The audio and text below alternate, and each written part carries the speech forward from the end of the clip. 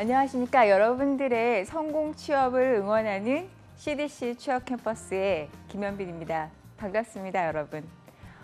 여러분, 이제 장마도 시작되고 본격적인 여름이 시작이 됐습니다. 무더위도 이제 한창 기승을 부릴 텐데요. 여러분들 이 이제 무더운 여름이 끝나고 나면은 아마 본격적인 하반기 공채 취업이 시작되지 않을까 생각을 합니다.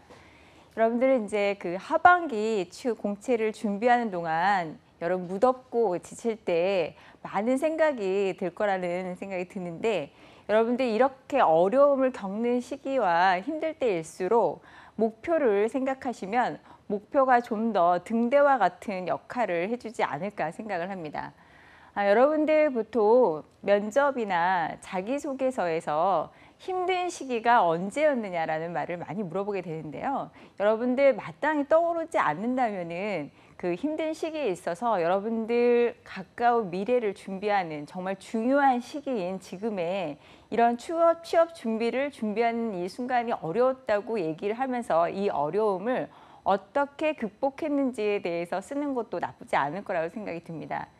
여러분들 어려움과 역경을 어떻게 이겨내고 어떻게 맞이하느냐에 따라서 이 어려움이 어려움으로 끝날 것인가, 아니면 본인에게 좀 더 성장과 발전의 기회를 가져다 줄 수 있는 또 다른 기회로 작용할 것인가는 여러분들이 달려 있다고 생각을 합니다. 슬기롭게 이 어려움을 잘 극복하셔서 여러분들 취업에 좋은 결과가 있기를 항상 응원하는 마음입니다. 자, 그럼 이제 강의 시작을 할 텐데요. 여러분들이 계속 요즘에는 좋은 질문들을 많이 올려주셔서 제가 또 질문을 발췌해서 왔습니다. 첫 번째는요. 은행 업무의 많은 부분을 AI가 대체할 수 있을 것이라 하는데, 그러면 현재 은행에는 은행원이 사라질 수 있는 것 아닐까요? 제가 최근에 가장 많이 받는 질문 중에 하나인 것 같습니다. 그 AI가 사실은 예전에는 이런 과학의 발전이나 기술의 발전이 인간의 삶을 행복하게 해주고 굉장히 편리하게 해줄 거라는 기대를 많이 했었는데, 요즘은 그 기대보다는 우려가 더 많아진 것 같습니다. 그래서 AI가 사실은 그 빅데이터를 기반으로 하기 때문에 이런 그 은행의 숫자를 베이스로 하는 많은 업무들을 인간 대신에 대체할 것이 아닌가에 대해서 많은 걱정들을 하신 것 같은데요. 사실 이 걱정은 뭐 제가 보기에는 아주 틀린 건 아니고요. 그리고 앞으로 이 걱정과 우려는 사실 금융권에만 한정되는 일은 아닌 것 같습니다. 사실 제조업은 제조업대로 공장의 기계화나 자동화가 많은 것들을 대체할 것이라고 생각하고요.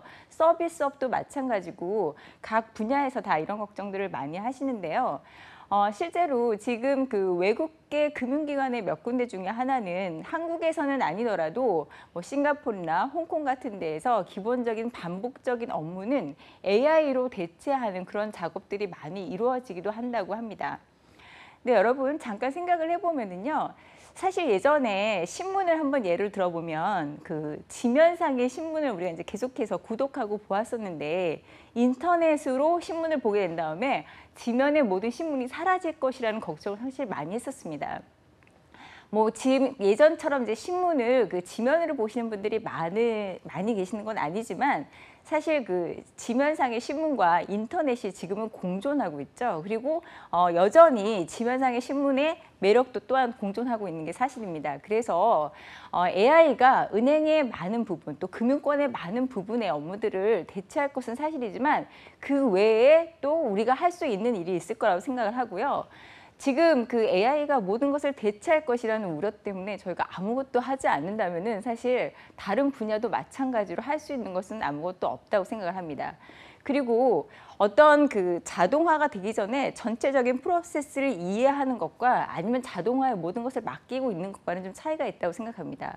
우리가 AI를 어떻게 이용하고 또 어느 곳에 적용시킬 것인가, 그리고 또 우리가 다른 일을 무엇을 또 할 것인가에 대한 통찰력을 키우는 것은요, 계속 그 분야에 대해서 우리만이 할 수 있는 일에 대해서 계속 연구하고 고민하고 한다면은, 이런 고민에 있어서 AI가 물론 많은 일을 대체하긴 하겠지만은 우리도 함께 할 수 있는 일이 있기 때문에 이런 부분은 지금 현재 고민하는 것보다는 일을 열심히 하셔서 일과 이제 앞으로 그 취업 준비 열심히 하시면서 본인 이제 그 직장의 전선에 나가서 일을 할 때에 내가 이런 일들은 그 인간만이 할 수 있는 일이겠구나, 아니면은 좀 더 이런 부분에 있어서는 우리의 생각을 좀 더 창의적으로 바꿀 수 있겠구나 하고 그 고민해 보시는 게 훨씬 더 좋은 방법이 아닐까 생각을 합니다.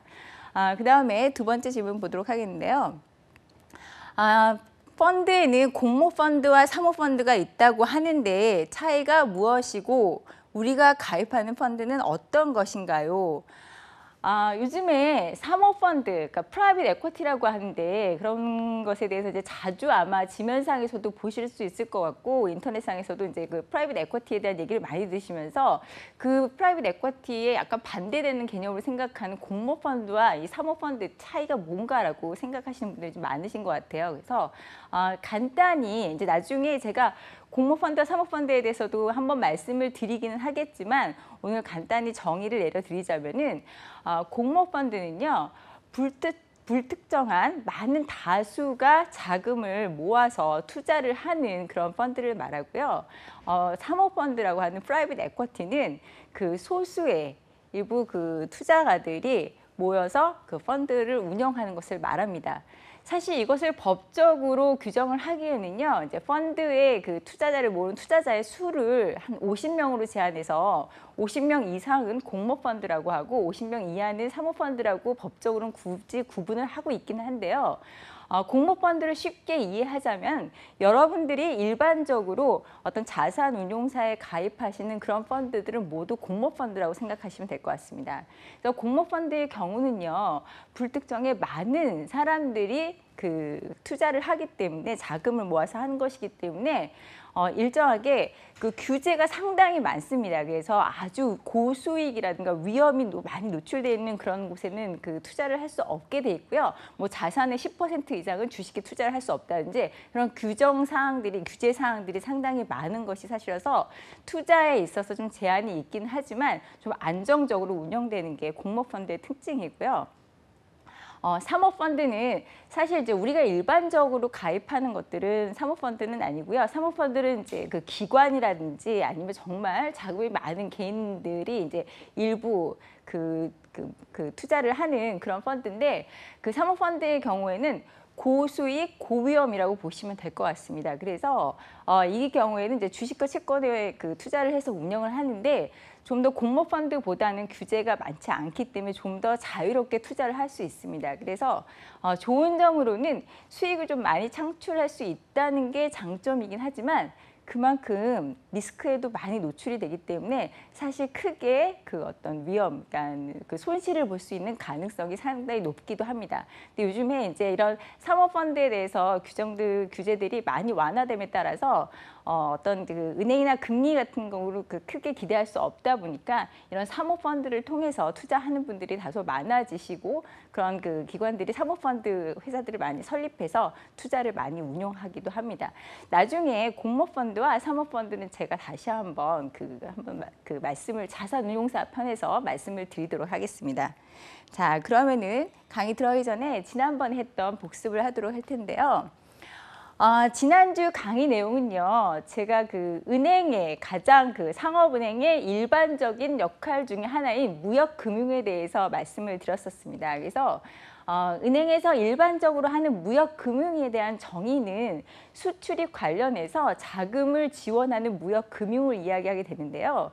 저는 여기서 그런 그 자금을 지원하는 무역금융뿐만 아니라 수수료가 발생되는 수출입 금융을 수출입 그 업무를 포함한 모든 그 무역에 관련된 모든 것들을 그 자금 지원과 더불어서 함께 지금 설명을 드리고 있습니다. 그래서 NCS 구분도 그렇게 그 모든 수출입에 관련된 업무들을 다 설명을 하고 있는 것이고요. 자, 그다음에 지난번에 그 NCS에서도 봤는데 수출 신용장 통지라든가 양도라든가 아니면 뭐 수입 신용장 개설이라든가 그다음에 수출 대금 사후 관리라든가 전반적인 또 한국은행의 그 무역금융 지원까지 전반적인 그런 능력 단위가 있었고요. 이런 능력 단위 여러분들 한번 그 자세히 내용을 좀 보시면은 무역금융에서 관심이 있는 분들은 이런 업무들이 구체적으로 이루어지는가 하고 알 수 있을 것 같습니다. 그래서 한번 그 NCS 사이트를 통해서 좀 구체적인 내용들을 한번 보시는 것도 좋을 것 같습니다. 자, 그 다음에는 지난번에 무역금융 관련 자격증 제가 말씀을 드렸는데요. 무역금융 관련 자격증들이 몇 가지가 있긴 하는데 금융연수원 사이트에 들어가시면은 일반적으로 이제 민간 자격증하고 국가 공인 자격증이 있습니다. 그 중에서도 국가 공인 자격증으로 저희가 무역금융에 관련된 것 중에서 외환 전문역 1급하고 외환 전문역 2급이 있었는데 외환 전문역 2급에서 수출입 관련된 저희가 알고 있는 무역금융에 관련된 부분이 많이 있었고요. 그래서 무역금융 쪽에 관심이 있는 부분은 외환 전문역 2급을 한번 살펴보시면 될 것 같습니다.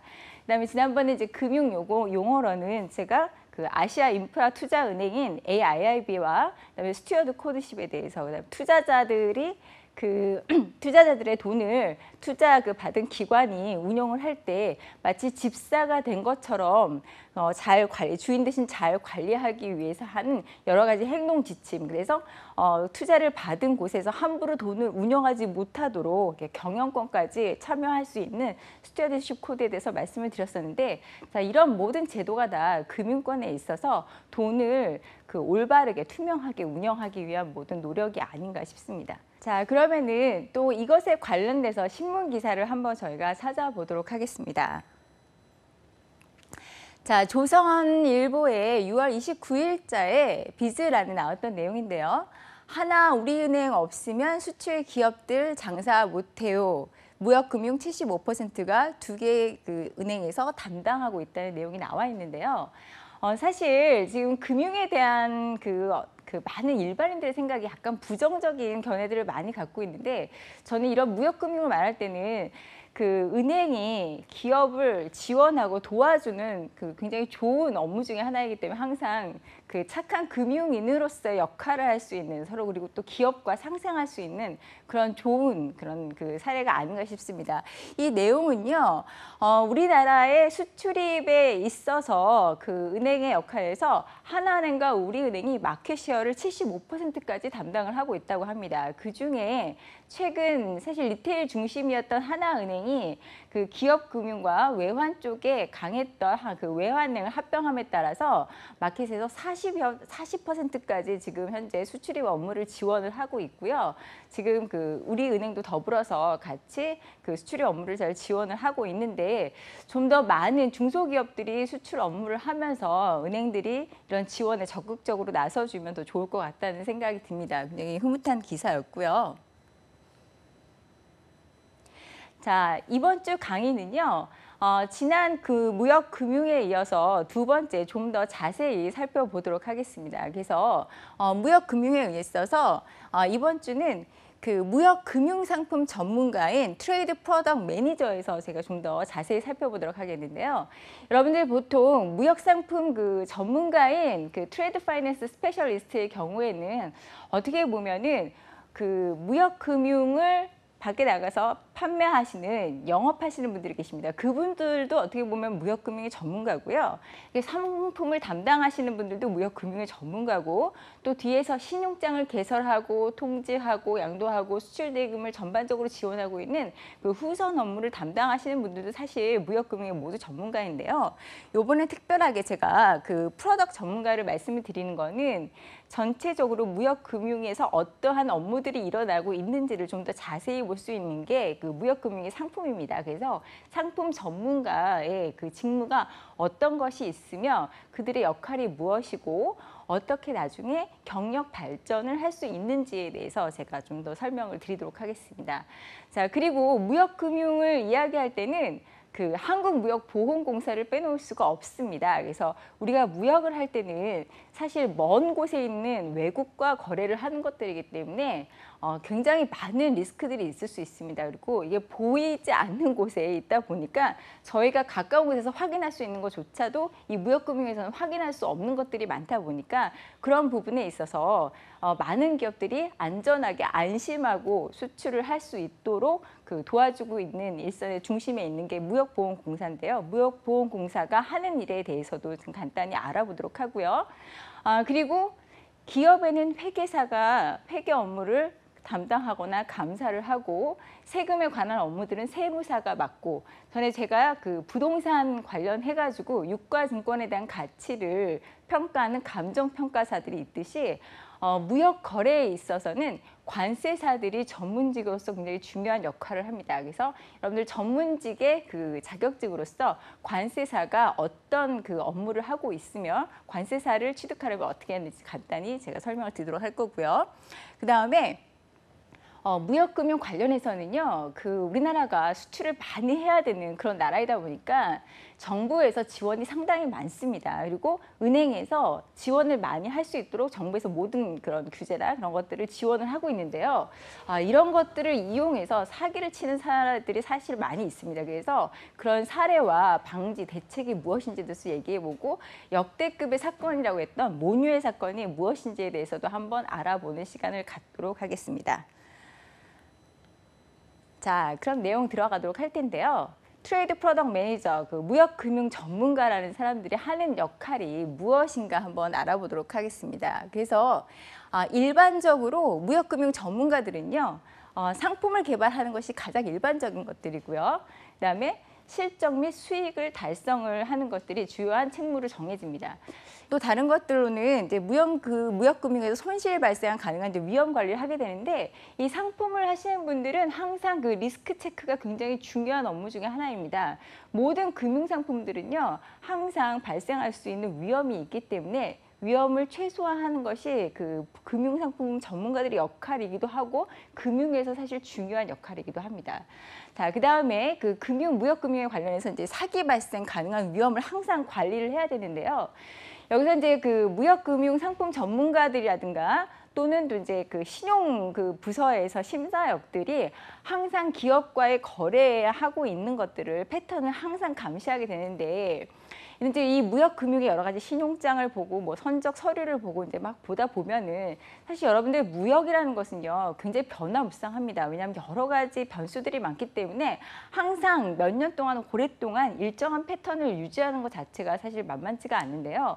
어떤 거래에 있어서는 왠지 이 거래가 몇 년째 변화가 없이 똑같은 패턴을 유지하고 매출도 상당히 문제가 그냥 없이 똑같이 일어난다는 것은 좋은 징조만은 아니고요. 좀 이상하다고 생각할 수도 있는 부분이 될 수 있습니다. 그래서 거래 패턴에 대해서 본 다음에 이것이 조작된 것인가 하는 것도 항상 점검을 하게 됩니다. 실제로 그렇게 해서 포착된 위험과 그런 사기 사건들도 많이 있고요. 그래서 항상 은행에 계신 분들은 어떻게 보면은 거래에 있어서 물론 이제 지원하는 부분도 많지만 형사가 된 마음으로 항상 이것들이 제대로 진행이 되고 있는가에 대해서 점검하는 그런 업무들이 중요 업무 중에 하나입니다.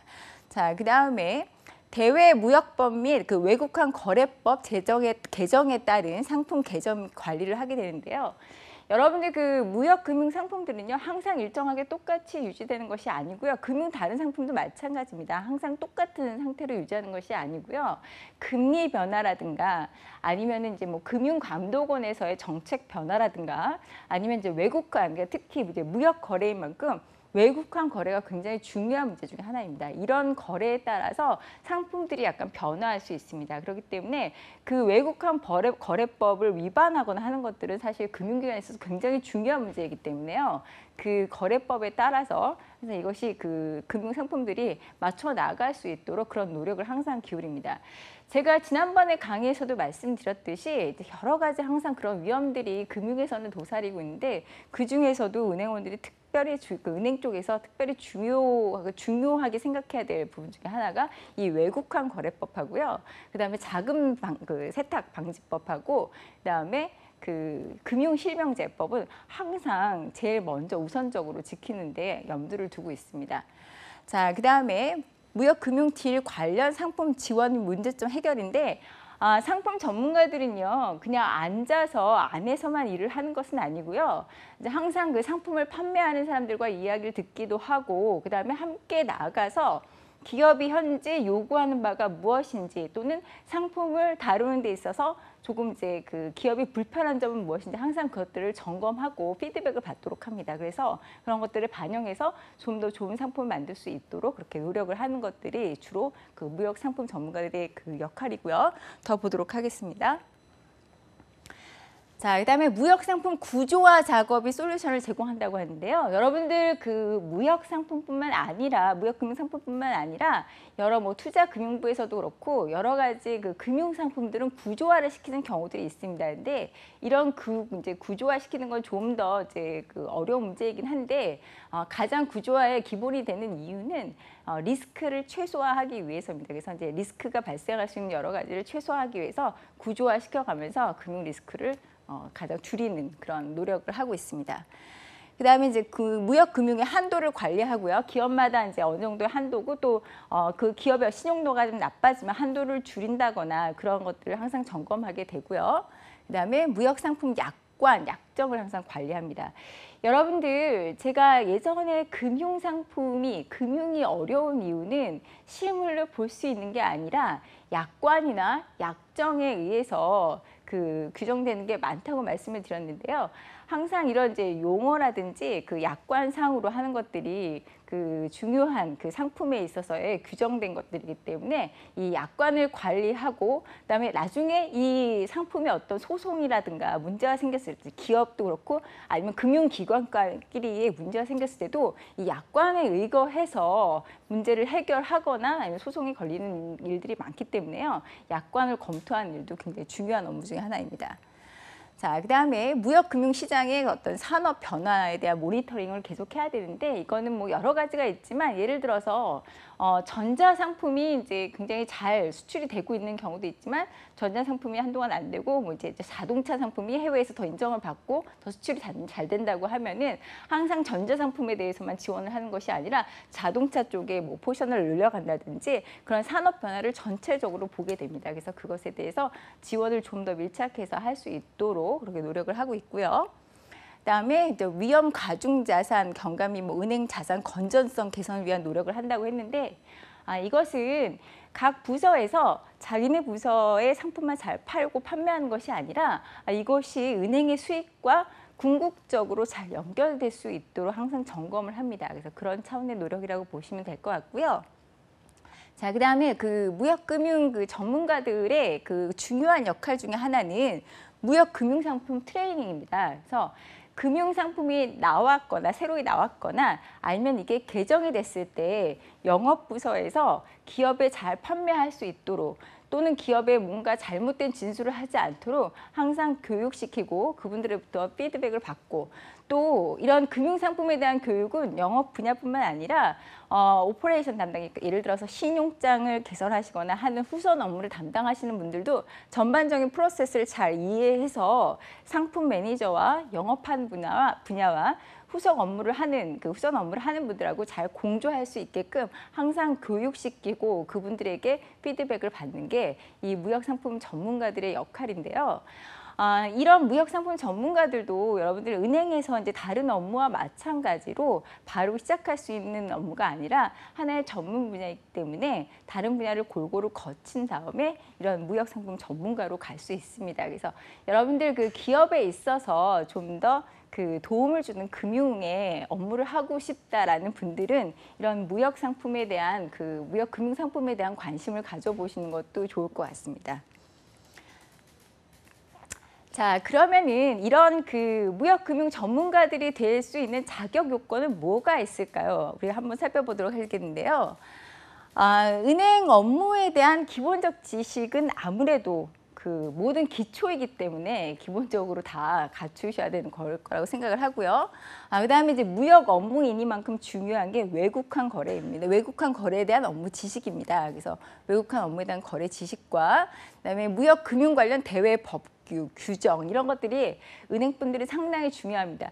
그래서 은행에 계신 분들이나 아니면 저희 다른 금융기관에 계신 분들이요, 제가 말씀을 듣기로는 처음에 무슨 일이 일어날 때마다 선배들한테 물어보는 것도 굉장히 중요하지만 항상 규정집을 옆에 끼고 일이 일어날 때마다 찾아보는 분들이 계시다는 거예요. 근데 그런 분들이 처음에 업무는 좀 빨리 늘진 않지만 어느 순간에 그 지식이 쌓이면은 규정에 대해서 굉장히 잘 알고 있기 때문에 업무를 하기도 굉장히 편해지고 굉장히 역량을 발휘할 수 있는 기회가 많다고 말씀을 하시더라고요. 그래서 여러분들 지금 은행이나 금융권에 가시면 아마 계속 공부하시는 마음으로 일을 해야 되지 않을까 생각합니다. 그래서 어떻게 보면 규정집이 법정과도 같을 수 있는데 그때마다 우리가 영어 하나를 단어를 배울 때 사전을 찾아보면은 좀 더 지식이 깊이가 생기듯 아마 그 금융권에 계신 분들도 이런 그 법규라든가 규정집들을 계속 살펴보시는 것이 습관화되는 게 굉장히 중요한 본인의 역량을 발전시키는 데 있어서 기초가 될 것 같습니다. 자, 그다음에 무역금융을 지원하고 자금에 대한 그 대출을 해주는 것만큼 여신 업무에 대한 기본 지식을 갖고 계셔야 되고요. 그렇기 때문에 사실 그 RM뿐만 아니라 이러한 무역금융 파트들도 신용 부서인 크레딧 애널리스트, 곧 심사역들과 굉장히 공조해서 밀접하게 일을 하게 됩니다. 왜냐하면은 신용도가 좋지 않으면은 무역금융 여신 지원을 나가기가 어려운 점이 있기 때문에요. 항상 신용부서와 같이 물어보고 그 기업에 대한 여러 가지 위험을 감지하고 이야기해보고 그러면서 이 업무를 진행하게 됩니다. 자, 그다음에 무역금융 그 오퍼레이션 업무도 굉장히 중요한 그 뭐 신용장 개설이라든가 코레스폰던트 그 뱅킹에 대한 그 환은행 그 거래 업무라든가 이런 것에 대해서 전반적으로 다 지식을 갖고 계셔야 되는데요. 이 그 무역금융 쪽에 영업을 하시는 분들 중에서는 원래 그 이 오퍼레이션 출신 분들이 꼼꼼하게 업무를 하셔야 되기 때문에 여자분들이 많으시거든요. 그래서 이 오퍼레이션 업무를 계속 하시다가 점차 프로덕트 전문가로 가시는 분들도 계시고 또는 영업 사이드로 빠지는 분들도 계십니다. 그래서 제가 보기에는 다른 부서, 예를 들어서 투자금융부라든가 아니면 일반적으로 딜링룸에 있는 그런 상품을 판매하시는 분들이 여자분들은 그렇게 많지 않은 데 반해서 이 무역금융 파트들은 여자분들이 세일즈 하시는 분들이 상당히 많이 계십니다. 예, 참고하셨으면 좋겠고요. 그다음에 이제 그 환거래, 코레스폰던트 뱅킹에 대한 지식이 굉장히 중요한데요. 여러분들 코레스폰던트 뱅킹이라는 게 무엇일까요? 제가 예전에 그 기업과 기업 간의 거래에 있어서 은행이 자금을 주고받고 하는 데 있어서 굉장히 중요한 역할을 한다고 말씀을 드렸었는데요. 예를 들어서 A라는 기업이 수입을 하고 있는데 우리가 그것을 자금에 대해서 이제 맡기게 됩니다. 왜냐하면 이제 상대 저쪽, 그러니까 만약에 미국의 B라는 기업으로부터 어떤 물건을 수입을 했는데 그 은행에게 돈을 지불하는 거에 대해서 자금 위탁을 만약에 국민은행에 했다. 그러면은 이 국민은행은 계좌를 개설한 개설은행인 오프닝 뱅크가 됩니다. 그리고 그 미국에 있는 이제 그 지원을, 그러니까 돈을, 그러니까 달러와 원화를 같이 다 거래할 수 있는 은행이 있는데요. 이것을, 그러니까 이제 우리 국민은행과 거래가 되어 있는 그 은행을 그 코레스폰던트 뱅킹이라고 해서 예를 들어서 미국의 뭐 BOA, 뱅크 오브 아메리카 같은 게 대표적인 이런 은행이 될 수 있는데 거기다가 지급을 했다. 돈을 지급을 하면은 그게 코레스폰던트 뱅킹이 되는데 여러분들 이제 이러한 그 송금을 하는 데 있어서 은행을 여러 군데 거치면은 사실 그만큼의 수수료가 발생을 합니다. 무역금융에 있어서 수익의 두 가지 기본적인 것이요. 수출입 업무에 관한 이런 모든 업무를 맡아주기 때문에 수수료 비즈니스가 굉장히 중요하고요. 그다음에 이제 여신 업무를 하기 때문에 여신으로 인한 그 이자 발생 부분이 중요합니다. 그래서 이러한 그 여러 군데를 거치면 수수료가 비싸지기 때문에 어떤 분들의 경우는 수수료를 기업 입장에서 최소화하기 위해서 은행을 많이 거치지 않고 바로 대금을 지급해 줄 수 있는 그런 것들을 찾아보고 노력해서 약간 그 개인 역량에 있어서도 뭐 많지는 않지만 차이가 나는 경우들이 가끔 있습니다. 예, 그래서 본인이 만약에 은행에서 이런 업무를 할 때는 좀 더 기업에게 수수료를 적게 물리게 하고 그 일을 할 수 있는 방법을 찾아보시는 것도 예, 좋은 그런 사례일 것 같습니다. 자, 그러면은 나중에 이러한 이제 그 무역금융 전문가들이 어떤 방향으로 경영을 더 발전시킬 수 있는가 한번 알아보도록 할 텐데요. 자, 먼저는 그 무역금융 전문가들은 오퍼레이션 책임자로 가기도 하고요. 이제 오퍼레이션에서 계속 오퍼레이션이라는 게 전반적인 뭐 신용장 개설이라든가 통지 그런 거에 대한 후선 업무들을 말하는데요. 거기에 그 책임자로 가는 경우도 있고 아니면은 그 오퍼레이션만 하시다가 책임자가 되는 경우도 있습니다. 또는 역으로 이 오퍼레이션 쪽의 업무를 계속 하시다가 아예 프로덕트 매니저로 가시는 경우도 있고요. 그건 약간 상호 보완적으로 이렇게 서로 교차가 가능합니다. 그 다음에 아까 제가 이제 말씀드렸듯이 무역금융에 있어서도 이러한 이제 우리와 거래를 하면서 수출입 그 업무를 저희가 하겠습니다. 내지는 우리가 자금에 대해서 대출을 하겠습니다. 해가지고 그 무역금융을 세일즈 하시는 분들이 있는데 이런 이제 기업 세일즈 전문가들이 있고요. 그 다음에 일반적으로 은행은 또 은행과 무역금융 관련해가지고 다른 금융기관도 거래하게 됩니다. 그래서 이 금융기관만 또 전문으로 담당하는 세일즈 하시는 분들이 있습니다. 그래서 그분들은 그 금융기관 세일즈로 나가실 수도 있고요. 또는 그 무역금융 쪽에 업무를 해서 세일즈를 하다 보면은 기업들과의 그런 거래나 컨택이 많아짐에 따라서 기업으로 나가서 이제 좀 더 많은 그런 니즈를 파악하고 그 영업을 확장하는 RM으로서의 역할을 잘 할 수 있는 분들이 있습니다. 그래서 나중에 RM으로 또 경력 전환을 하기도 하고요. 그다음에 뭐 금융기관 RM, 아까도 말씀드렸듯이 그 무역금융의 경우는 그 금융기관끼리의 거래가 있기도 하기 때문에 또 금융기관끼리도 서로의 거래를 하는 RM들이 있습니다. 존재합니다. 그래서 그런 쪽으로 경력 발전하는 경우도 있습니다. 그다음에 이제 여신 관리자나 여신 심사역이 되는 경우도 있고요. 여신 관리자와 여신 심사역에 대한 차이는 제가 전번에 한번 간단히 말씀을 드렸는데요. 심사역은 기업의 어떤 시종에 관련돼서 전반적으로 그 여러 가지 정보와 데이터를 모아서 보고서를 쓰는 사람을 심사역이라고 하고요. 여신 그 관리자의 경우는 이 보고서를 보고서 여신이 나가면 안 되는지를 최종적으로 결정하는 사람을 여신 관리자라고 했는데 예, 그런 쪽으로도 경력이 발전이 가능합니다. 그리고 이제 금융범죄 관리자라고 해서 파이낸셜 크라임 컨트롤러라고도 하고요. 국내 은행의 경우에는 검사부라고도 얘기하는데요. 요즘 이 금융 범죄가 상당히 많아짐에 따라서 이 검사부의 역할, 또 뭐 준법 감시, 내부적인 문제라든가 그런 것도 이제 준법 감시 쪽에서 맡게 되지만 외부의 그런 이제 문제라든가 그런 것들을 항상 주시하고 있습니다. 그래서 이런 그 금융 범죄 관련해서 항상 체킹하는 그런 검사부 쪽으로도 경력을 발전시키는 경우가 있습니다. 자, 그다음에 이제 무역금융준법감시인으로도 경력을 발전시킬 수 있는데요. 여러분 그 금융기관에 있어서는 등록된 컴플라이언스 오피서인 준법감시인은 한 명이 있지만 준법부서에는 여러분들이 일을 하고 계십니다. 그래서 좀 더 뭐 무역금융의 전문성을 갖고 있는 분이라든가 아니면 딜링룸에 대한 전문성을 갖고 있는 분이라든가 아니면 일반적인 뭐 론이라든가 투자 금융 쪽에 전문성을 갖고 있는 분이라든가 그래서 여러분들이 모여서 내부 그 통제에 관련된 업무들을 하고 있는데요. 그 무역 금융 관련해서 그쪽 준법 감시 쪽으로 또 가시는 분들이 계십니다. 예, 참고하시기 바라고요. 자, 제가 이제 말씀을 아까 드렸는데 무역 금융 거래에 있어서는 그 무역보험공사, K슈어라고도 하죠. 여기 역할이 굉장히 중요한 곳 중에 하나인데요. 무역금융공사는 여러분들 쉽게 말씀을 드리면은 이제 무역 거래가 있을 때 여러분들 수출을 이제 국가에서 지원을 하고 있는데 굉장히 많은 리스크가 있습니다. 바다 건너서 일어나는 일이기 때문에 먼 거리에서 물건들이 왔다 갔다 하다 보면은 사실 뭐 재난이라든가 사고라든가 아니면 또 무슨 이제 어떤 그 해적이라든가 그래서 공격을 받아서 사실 약속한 부분에 대해서 물건을 못 받게 되는 경우도 있고요. 아니면 또 수출을 하다가 문제가 생겨가지고 수출을 했는데 수출 대금을 못 받게 되는 경우 여러 가지 사건 사고가 발생을 하게 될 수 있습니다. 그런데 중견기업이라든가 중소기업들 이렇게 자금 여력들이 아주 다 여유가 있는 것들은 아니기 때문에 이런 사고 하나에 수출입 업무가 크게 타격을 받을 수도 있고 심지어는 기업이 문제가 생기는 기업 자체에 완전히 문제가 생겨서 기업의 문을 닫게 되는 그런 어려움이 생길 수도 있는데요.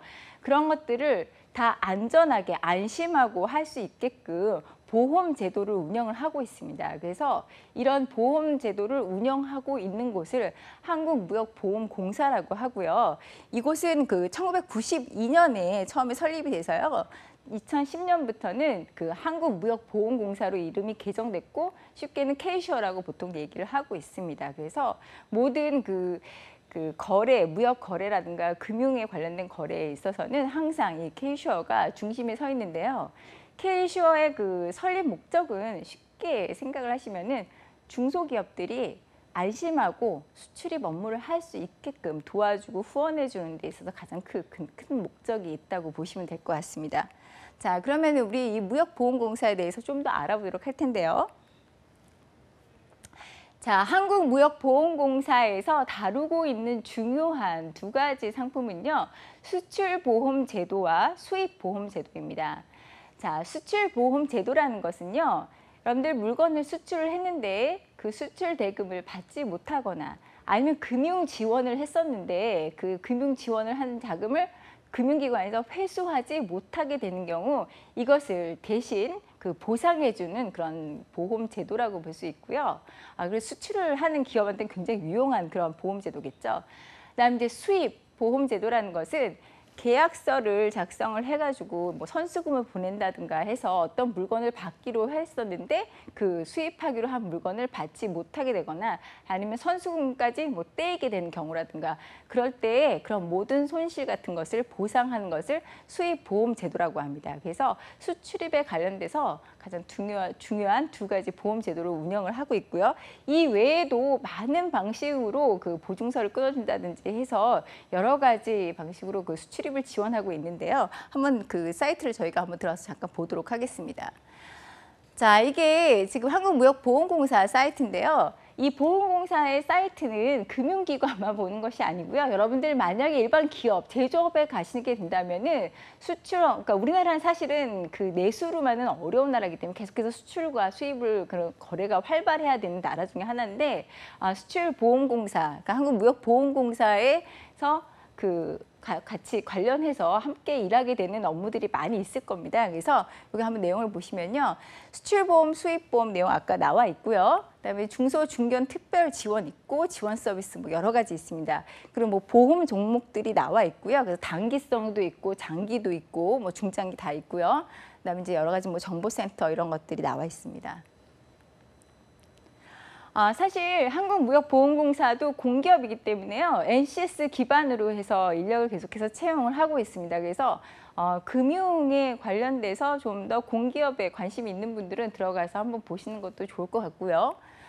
여러 가지 여기 이제 나오면 뭐 수입자 신용조사라든지 중소수출 금융지원들, 중소중견 특별지원들 여러 가지가 나와 있습니다. 그래서 여기 마침 나와 있는데요. 2017년도 상반기에 신입사원 채용이 있었죠. 그래서 NCS 기반으로 해서 신입사원 채용이 있었기 때문에 좀 관심이 있는 분들은 정보를 미리 한번 보는 차원에서 들어가서 보시면 좋을 것 같습니다. 자, 그리고 여러 가지 이제 나와 있는데 여기서 보면은 멕시코 그 주요 동정에서 지금 현재 금융공사에서 무역보험공사에서 지원하고 있는 여러 가지 프로젝트 관련해서 이제 소식들이 나와 있습니다. 그래서 멕시코시티 지사 현재 프로젝트 수주에 관련돼서 뭐 간담하고 있는 것들이 이렇게 나와 있는데 이런 것들은 제가 좀 더 신문 기사를 통해서 여러분들께 보여드리도록 하겠습니다. 자, 여기서 보면은요, 파이낸셜 뉴스에 최근에 5월 30일 날 나왔던 기사인데요. 무역보험공사 해외 프로젝트 실무자들과 일단 간담회를 했다는 그런 내용인데 이거는 결국 왜 간담회를 했을까요? 그러니까 많은 해외에서 딜을 수주해서 활발하게 진행을 할 수 있도록 무역보험공사가 지원을 할 수 있도록 서로 이야기를 하고 피드백을 받고 어떻게 지원할 것인가에 대한 서로의 고민을 나누는 그런 자리라고 볼 수 있습니다. 그래서 그런 해외 딜을 안심하고 수주할 수 있도록 그리고 지금 뭐 수주 절벽이라고 하는데 그런 것들을 타개할 수 있도록 무역보험공사가 하고 있는 노력들이 보여지고 있습니다. 자, 이거는요, 여러분들 굉장히 중요한 기사인데요. 여러분들 나중에 따로 한번 꼭 찾아보셨으면 좋겠습니다. 계속해서 요즘 최근 이 기사가 많이 나오고 있는데요. 자, 유럽 7개 은행이 IBM과 손잡고 무역금융에 블록체인을 적용한다라고 나와 있는데요. 여러분들 블록체인이 뭘까요? 금융에는 참 어려운 말들이 굉장히 많이 나와서 당혹스러워 하시는 분들이 많은데요. 자, 그 전에 제가 한 가지를 말씀드리면요. 아까 제가 이제 그 무역금융 관련해서 여러 가지 사기 사건이 발생한다고 말씀을 드렸는데요. 특히 이런 무역금융 관련해서는 국가의 지원이 많고 그런 국가가 금융기관에 지원을 할 수 있도록 여러 가지 정책을 함께 공조를 합니다. 그래서 제가 그 NCS에도 마지막에 능력 요소 단위에 나와 있는데 그 한국은행이 무역금융을 지원한다는 내용도 나와 있거든요. 그런 만큼 지원이 굉장히 적극적으로 활발하게 이루어지는 분야다 보니까 이것을 이용해서 그 사기 사건을 저지르는 분들이 사실 상당히 많이 계십니다. 지금도 아마 일어나고 있고 이런 걸로 인한 소송도 많이 있고 사실은 그런 것들 범죄에서 많은 분들이 감옥에 가기도 하는데 얘 왜 이렇게 무역금융에 관련돼서 사기 사건이 많이 일어날까 하면 여러 가지 이유가 있기도 하지만 그 중에 하나가 사실 많은 부분이 서류로 진행이 되기 때문입니다. 그래서 이 서류로 진행이 되다 보니까 사실 위험한 부분이 상당히 이제 많이 있는데요. 이 블록체인은 뭐 여러 가지 설명이 좀 장황하게 나올 수 있지만 간단하게 말씀드린다면은 인터넷상으로 정보, 그 서류를 모두 공개하는 곳이라고 보시면 될 것 같습니다. 그래서 이 공유해서 서류를 공유함으로써 어떤 그런 사기 사건이라든가 여러 가지 범죄를 막고 업무의 효율을 굉장히 높이는 그런 부분이라고 볼 수 있는데요. 나쁜 점이라고 한다면 이렇게 체계화되고 공유하면서 여러 가지 업무도 효율적으로 바뀌고 어떤 문제가 발생할 수 있는 리스크도 줄 수 있지만 사실 뭐 이제 신용장을 개설한다든지 하는 일반적으로 예전에 수기로 하던 그런 일반 직무들이 일부는 사라질 수 있다는 그런 또 우려도 한쪽에서는 있기도 합니다. 자, 한번 내용을 보면은요. 유럽 7개 은행, 그래서 HSBC, 도이체뱅크, 라보뱅크, 소시에테제너럴, 나티식스, 우니크레디트, 뭐 KBC 주요 은행이 다 같이 중소규모의 기업들과 국제 거래를 하는 데 쓰도록 디지털 트레이드 체인인 블록체인 기술을 도입한다고 밝혔다고 이제 나오는데 처음으로 은행권에 이 블록체인이 도입이 되는 거라서 굉장히 중요한 이슈 중에 하나라고 합니다. 그리고 앞으로 무역 금융을 좀 더 발전시키고 효율적으로 체계화하는 데 있어서 한 단계 발전을 하는 그러한 계기가 될 거라고 하는데요. 여기서 여러분들 뭐 HSBC라든가 도이체방크, 소시에테제너럴 다 우리나라의 지점으로 들어와 있는 대형 은행이기도 합니다. 여러분들 유럽의 은행 중에서는요, HSBC 영국 은행이죠. 하고 이제 산탄데르라고 우리나라에는 사무소가 있다가 이제 얼마 전에 나갔는데요. 그런 은행들이 스페인 은행입니다. 근데 그런 은행들이 사실은 예전에 전 세계로 이렇게 나가면서 그런 무역 금융에 관련해서 굉장히 지원을 많이 하던 은행들인데요. 그래서 HSBC 은행도 그렇고 뭐 스페인의 산탄데르 은행도 그렇고요. 여러 무역 금융에 관련돼서 상당히 많은 업무를 하고 있기도 하고 발전된 금융 기법을 보유하고 있기도 합니다. 그래서 우리도 이런 금융에 있어서 많이 활발히 거래가 이루어짐에 따라서 그런 노하우를 축적하고 많은 금융 상품을 개발할 수 있는 계기가 되었으면 좋겠습니다. 자, 이것도 뭐 이제 그런 중개무역 가장에서 50억을 빼들린 코드스탁 상장사 대표가 이제 검거됐다 그런 내용인데요. 이런 무역금융에 관련돼서는 이러한 사고들이 상당히 많이 있는 편입니다. 자, 그다음에 이제 제가 아까 말씀드린 관세사란 그런 자격증을 설명을 해드리려고 하는데요. 관세사라는 것은요, 여러분들 수출입에 관련된 관세를 비롯해서 수출입 업무, 뭐 선적이라든가 그런 모든 상담이라든가, 그래서 실제 업무들을 대행해주는 역할을 하는 사람이라고 보시면 될 것 같고요. 이건 굉장히 전문직입니다. 어떤 분들이 이게 세금인데 세금은 세무사가 하는 일 아닐까요? 라고 질문하시는 분들이 있는데요. 세무사의 업무와 변호사의 업무 중에서 특별하게 무역금융 관련해가지고 수출입 거래에 관련된 업무는 관세사가 한다고 보시면 될 것 같습니다. 그래서 이걸 대행해주는 직업이고요. 그리고 중견기업과 중소기업들은 모두 다 이런 무역 거래를 할 때 관세사를 끼고 업무를 진행을 하게 됩니다. 그래서 혹자는 그런 말씀을 하시더라고요. FTA가 되면은 관세가 없어질 텐데 이런 관세사가 필요 없는 게 아니냐라고 말씀하시는 분들도 계시는데요. 관세사의 업무는 단순히 세금에 관련돼서 업무를 하는 것들이 아니고 수출입 관련된 모든 업무를 뭐 선적 업무라든가 소송 업무 같은 것들을 모두 다 대행을 해주고 있고 또 더욱이 FTA 이후로 더 무역이 거래가 활발해질 것이라고 보기 때문에 아마 이런 분들의 자문이라든가 이런 분들의 업무의 대행이라든가 그런 서비스는 더 많이 필요해질 것이라고 보고 계신 분들도 많이 계십니다. 자, 그래서 관세사의 직무로는 뭐 수출입에 관련된 뭐 세율이라든가 그런 이제 관세법에 따른 뭐 심사라든가 여러 가지 또 그리고 이제 수출입을 할 때 자문을 좀 필요로 하게 되겠죠. 그래서 그런 자문을 해준다든가 여러 가지 상세한 업무들이 있습니다. 그래서 여러분들 조금 전문직으로도 관심을 갖고 이런 무역금융에 대해서 특별히 관심 있는 분들은 이런 관세사를 한번 찾아보시는 것도 좋을 것 같습니다. 자, 그래서 관세사가 되려면요, 관세사도 자격시험이 있습니다. 1차와 2차로 나눠지고요. 주로 이제 보는 그런 과목들이 뭐 관세법 개론이라든가 관세법이라든가 무역 영어, 무역 실무 등인데요. 이 시험도 다른 뭐 회계사나 세무사와 마찬가지로 이제 그 1, 2차 시험을 통과한 후에 일정 수습 기간을 거치고 나서 관세사로 활동을 할 수 있게 됩니다. 그래서 이제 관세사의 자격 요건으로는요, 뭐 특별한 자격 요건이 필요한 건 아니지만 아무래도 이제 그런 세관 업무라든가 뭐 소송 업무라든가 그런 것들을 대행해 주는 업무인 만큼 수리력이라든가 논리력, 뭐 법률에 관한 지식이라든가 전반적으로 뭐 이제 또 고객들에게 상담을 해주고 자문을 해주고 하는 만큼 이제 고객들도 굉장히 여러 팀이 있을 거예요. 그래서 그런 분들의 이야기들을 잘 들어주기 위해서 소통 능력도 굉장히 필요할 거고요.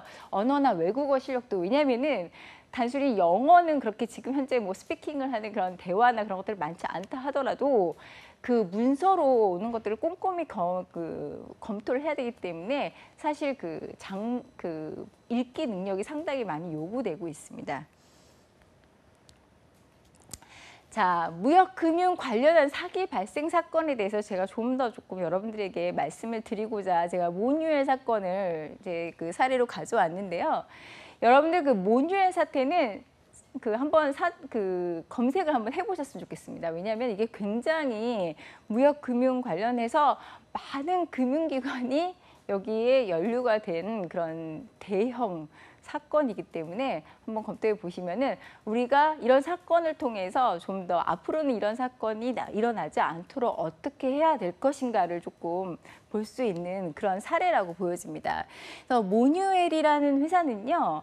2004년인가에 설립된 그 가전제품 로봇 청소기를 만드는 가전 회사였습니다. 근데 아마 제가 듣기로는 이 회사가 해외에 전시했을 때 빌 게이츠가 칭찬을 했다고 들었는데 아마 그러면서 회사에 대한 밸류라든가 조금 광고가 실제 현재 그 상태보다는 좀 오버돼서 광고가 된 그런 그 상황이었었나 봐요. 그래서 굉장히 좋은 기업으로 알려지면서 은행들이 앞다투어서 이제 여러 가지 무역 거래가 많고 하다 보니까 수출이 잘 될 거라는 이제 예상에서 많은 무역 금융 지원을 이제 했던 걸로 알고 있습니다. 그런데 문제는요, 여기가 단순히 수출만 했던 것이 아니라 이러한 것을 이제 페이퍼 컴퍼니라고 해서 페이퍼 컴퍼니는 여러분들 아시죠? 그 서류상으로만 회사를 만들어 놓은 거죠.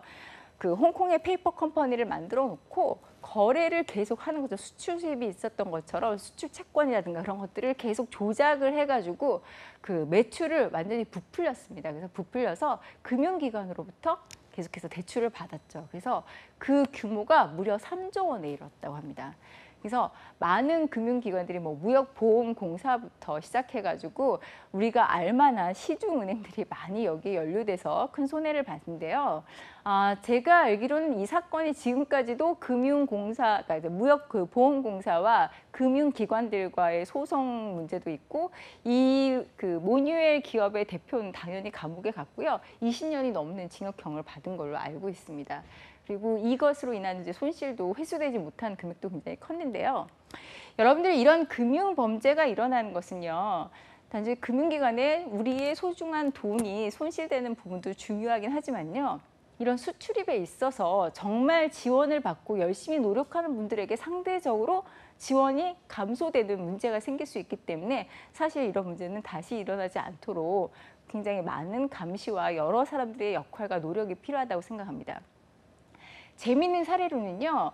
어떤 은행에서는 이 모뉴의 사건하고 아주 극적으로 분리가 됐는데 얘가 그 심사에 그 여신 담당하시는 분께서 이 모뉴웨이라는 기업의 그런 여신을 계속 검토하시다가 좀 문제가 있는 걸로 판단을 해서 한번 좀 의심을 갖고 담당 RM한테 아마 여기를 좀 점검해 보라고 조언을 하셨나 봐요. 그래서 서류를 좀 갖고 와봐 달라라고 얘기를 했는데 아마 이제 담당 RM이 그 모뉴엘에게 그런 것들을 요청하면은 모뉴엘이 자존심 상해서 이런 것들에 우리의 은행과 거래가 있는 것을 끊을 수도 있다라고 이제 걱정을 했었는데 그래도 지금 현재 이런 상황이 조금 궁금한 것들이 있으니까 이제 이걸 보고서 점검해 본 다음에 유지하도록 하겠다고 했었는데 사실 모뉴엘이 이것 때문에 자존심 상한다고 해서 그 은행과의 거래를 끊어버렸대요. 근데 그러고 나서 사실 이 사건이 크게 터진 거라고 합니다. 그래가지고 그 은행은 무사히도 그 모뉴엘에 그 문제가 된 돈이 발생하지 않았다고 해서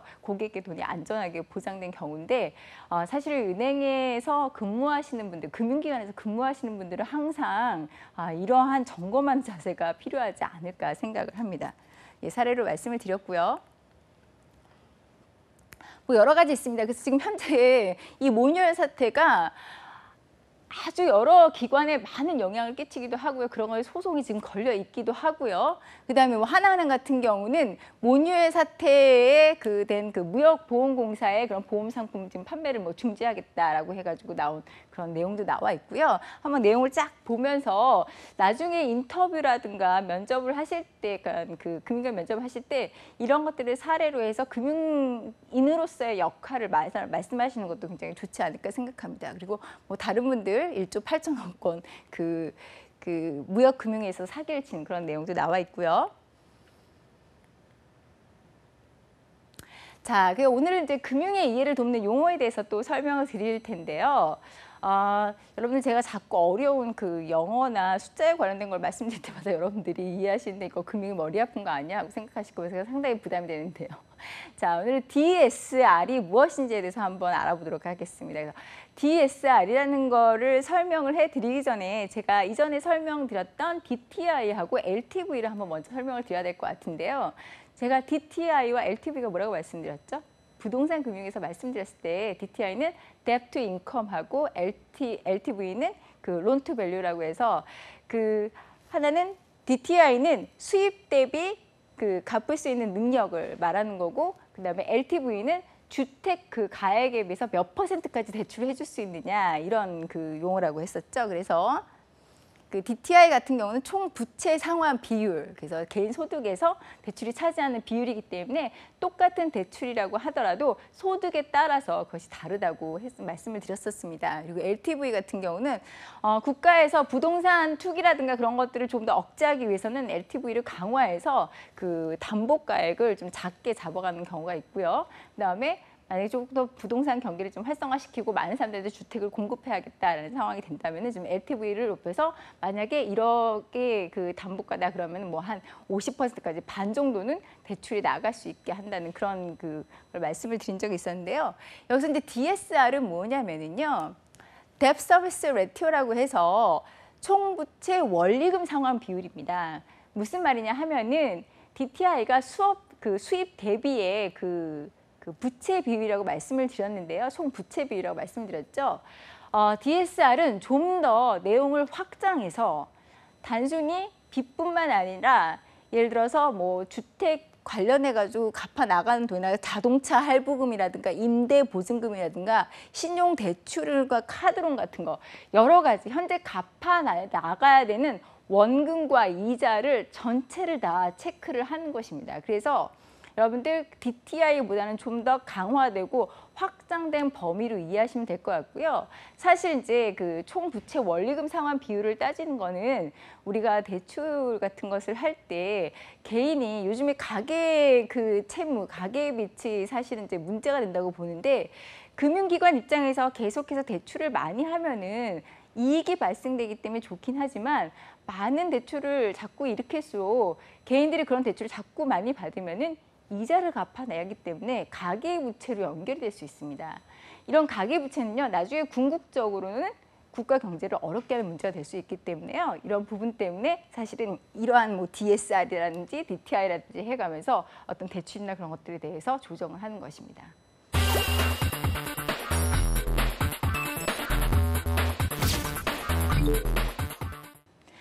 자, 오늘도 책에 관련해서 소개시켜드릴 시간이 왔는데요. 제가 지금까지는 좀 더 금융에 대한 이해를 돕는 도서들을 주로 많이 소개를 드렸었습니다. 근데 이번 도서는요, 내용이 설탕사원이 회사를 녹인다라는 책인데요. 이 책은 제가 보면은 신입사원이라든가 아니면은 앞으로 자기소개서와 면접을 준비하실 분들이 좀 더 참고하시면 많은 도움이 될 것 같은 그런 책입니다. 여러분들 설탕사원이라는 게 주는 이미지가 무엇인지, 어떤 이미지세요?